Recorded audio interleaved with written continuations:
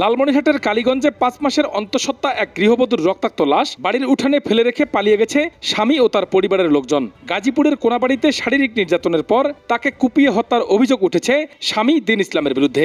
লালমনিরহাট জেলার কালীগঞ্জ উপজেলার চলবলা ইউনিয়নের নিথক গ্রামের দিন ইসলামের সাথে 1 বছর আগে বিয়ে হয় চন্দ্রপুর ইউনিয়নের আফরোজা বেগমের। বিয়ের পর কাজের সুবাদে গাজীপুরের কোনাবাড়িতে থাকলেও দিন গড়ালেই শুরু হয় পারিবারিক কলহ।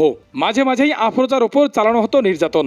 এরই মাঝে 5 মাসের অন্তঃসত্ত্বা হন তিনি। শনিবার রাতে বাবাকে ফোন করে নির্যাতনের কথা জানানোর পরই রহস্যজনকভাবে মৃত্যু হয় তার। সোমবার সকালে একটি লাশবাহী গাড়িতে আফরোজার রক্তাক্ত দেহ বাড়ির উঠানে ফেলে পালিয়ে যায় স্বামী ও তার শ্বশুর বাড়ির লোকজন।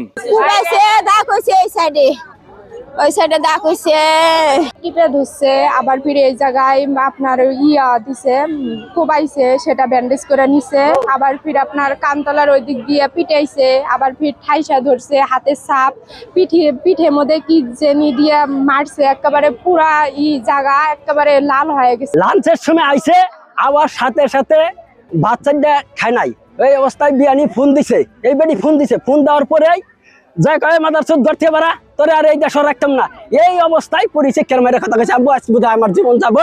এই যে আমারে একটার সময় কথা বলে জামাই ফোন দিয়ে হায়রে ফোন ধরছি, আমার সাথে তুমুল রাগারাগি করে বেডি নিয়ে বাচ্চা আমাকে কি হয়েছে আব্বু, কলে কিছু হয় নাই, বাচ্চা বিচার করবো, আমি কি হয়েছে আব্বু কোন, কলে কিছু হয় নাই, কে আমাকে আব্বু হাত পাওয়া ধরি ওই দেশে মারামারি করুন না। যে খবর পেয়ে কালীগঞ্জ থানার পুলিশ ঘটনাস্থলে গিয়ে লাশ উদ্ধার করে সুরতহাল প্রতিবেদন প্রস্তুত করে। লাশের সাথে ঢাকার একটি বেসরকারি হাসপাতালের চিকিৎসাপত্র পাওয়া যায়, যেখানে মৃত্যুর কারণ বিষপান বলা হলেও নিহতের শরীর জুড়ে নির্যাতনের স্পষ্ট চিহ্ন রয়েছে বলে দাবি স্বজনদের। এদিকে পুলিশ বলছে ময়নাতদন্তের রিপোর্ট পেলে জানা যাবে মৃত্যুর প্রকৃত কারণ।